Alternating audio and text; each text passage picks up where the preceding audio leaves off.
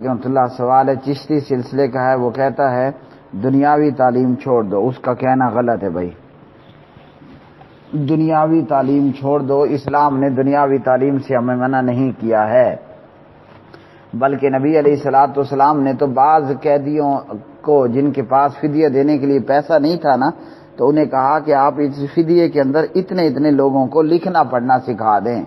یہ دنیاوی تعلیم تھی، تبھی تو آج قرآن مجید ہمارے پاس لکھا ہوا موجود ہے۔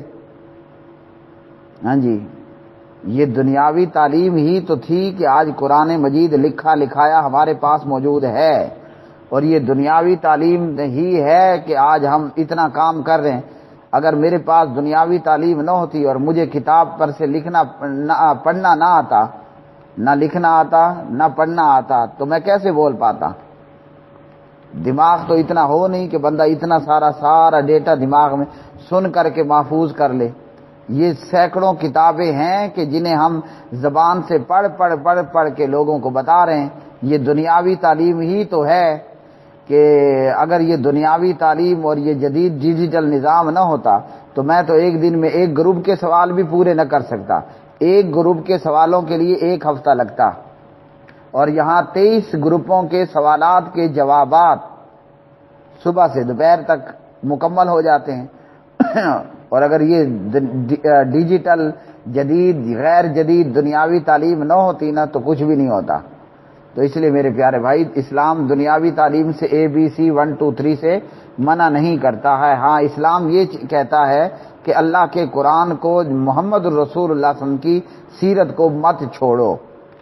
قرآن پڑھنا چاہیے مسلمان کو، حدیث پڑھنی چاہیے، دینی تعلیم حاصل کرنی چاہیے، اور پھر اس کے بعد آپ اللہ کرے جتنی ABC 1 2 3 جتنے آپ ڈاکٹریٹ اور جتنی آپ ڈگریاں حاصل کر لیں تو بہتر ہے۔ اب ایک طرف ایک عام سادہ مولوی اور ایک طرف ایک دنیاوی تعلیم یافتہ شخص کہ جس کو دین کا علم بھی ہو، تو وہ تو ایک بندہ ہزاروں علماء کا کام کر جاتا ہے۔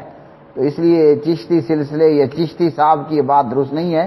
اسلام نے 1 2 3 ABC پڑھنے سے کوئی منع نہیں کیا ہے، صرف حکم یہ ہے کہ اللہ کے قرآن کو پیٹھ پیچھے نہیں ڈالنا، چھوڑ نہیں دینا۔ آج ہمارا حال یہی ہے کہ ہم دنیاوی تعلیم میں تو بہت آگے کو پہنچ چکے، لیکن قرآن مجید کے معاملے میں ہم اتنے نکمے، اتنے نالائق ہیں کہ جن خبیثوں کو ہم نے ملک کا وزیر داخلہ بنایا، جو جناب عدلیہ کے اندر بڑے جو ہے وہ پہنچے درجے کا وکیل ہے یا جج ہے، انہیں قرآن مجید کی ایک چھوٹی سی سورت پڑھنا نہیں آتی ہے۔ میری مراد صاحب کا دور میں وزیر داخلہ رحمان ملک، ہم سب جانتے ہیں کہ اس نکمے بندے کو سورۃ الاخلاص پڑھنا نہیں آتی تھی۔ اعتزاز احسن، اسے قرآن مجید کی ایک چھوٹی سی سورت پڑھنا نہیں آتی تھی۔ یہ کیا ہے؟ یہ قرآن کو چھوڑ دینے کا انجام ہے۔ حالانکہ پہلے ہمارے حکمران کون ہوتے تھے؟ جو قرآن کے قاری ہوتے تھے۔ حضرت عمر بن خطاب رضی اللہ تعالی عنہ نے حافظ قرآن کو گورنر لگا دیا، اور آج ہمارے گورنروں کو قرآن کی ایک آیت کا ٹکڑا تک نہیں آتا۔ ان کو یہ نہیں پتہ چلتا ملک کے وزیر اعظموں کو کہ جناب اذان بج رہی ہے یا اذان بج رہا ہے۔ قرآن سے ناواقفیت کی حالت یہ ہے کہ نعوذ باللہ مسلمان حکمران ہیں، مگر کہتے کیا ہیں کہ چور کے ہاتھ کاٹنا ظلم ہے۔ مشرف خبیث نے شاید کہا تھا کہ جناب پردہ وردہ کوئی نہیں ہوگا، جسے پردہ کرنا ہے وہ خود اپنا منہ نیچے کر لے۔ تو یہ کیا ہے؟ یہ قرآن سے ناواقفیت کا نتیجہ ہے۔ تو ABC 1 2 3 پڑھنا منع نہیں ہے، حکم یہ ہے کہ قرآن کو مت چھوڑو۔ اصل قرآن مجید ہے، نبی علیہ السلام کی حدیث ہے۔ اب دنیاوی تعلیم جو حاصل کر لے تو وہ اور بھی بہتر بات ہے۔